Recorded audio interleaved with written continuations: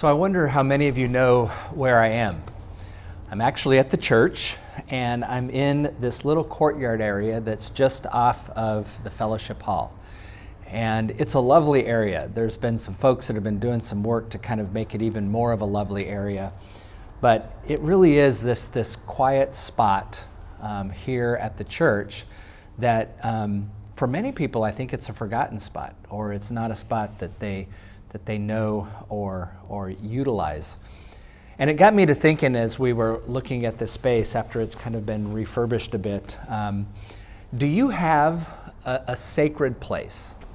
And by that I mean, do you have a space, a place, a location in your life somewhere that you find just a peaceness or a closeness to God that is hard to describe? A sacred place. Celtic Christianity calls these sacred places actually thin spaces or thin places. And I've heard this reference in a lot of other folks that have talked about places in their lives that are for them thin places. Thin places meaning places where the presence of the divine seems more attainable to them than other places.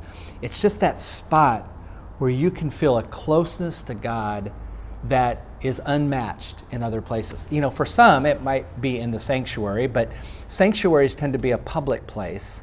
And thin places are oftentimes just these quiet spots that, for whatever reason, have this great meaning for you.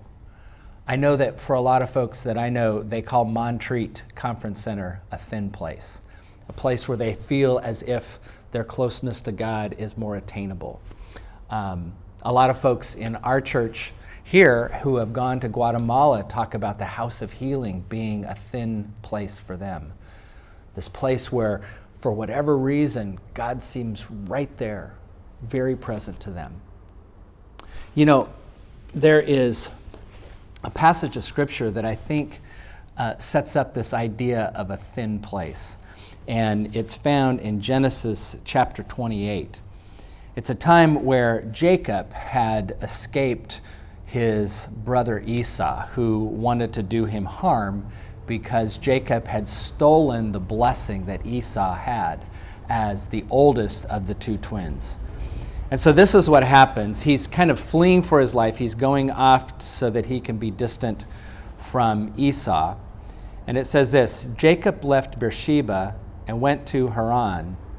He came to a certain place and stayed there for the night because the sun had set. Taking one of the stones from that place, he put it under his head and lay down in that place. And he dreamed that there was a ladder set up on the earth.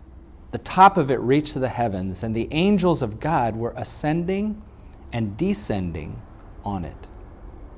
And the Lord stood beside him and said, I am the Lord, the God of Abraham, your father, and the God of Isaac. The land on which you lay, I will give you, and to your offspring. And your offspring shall be like the dust of the earth, and you shall spread abroad to the west, and to the east, and to the north, and to the south. And all the families of the earth shall be blessed in you and in your offspring. Know that I am with you, and will keep you wherever you go, and will bring you back to this land. For I will not leave you until I have done what I have promised you. Then Jacob woke up from his sleep, and he said, Surely the presence of the Lord is in this place, and I did not know it.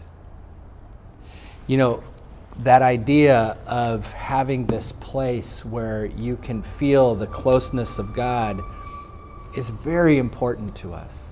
And it's very important that we find that space or find some place where we can truly, in our week, pause and recognize God's presence.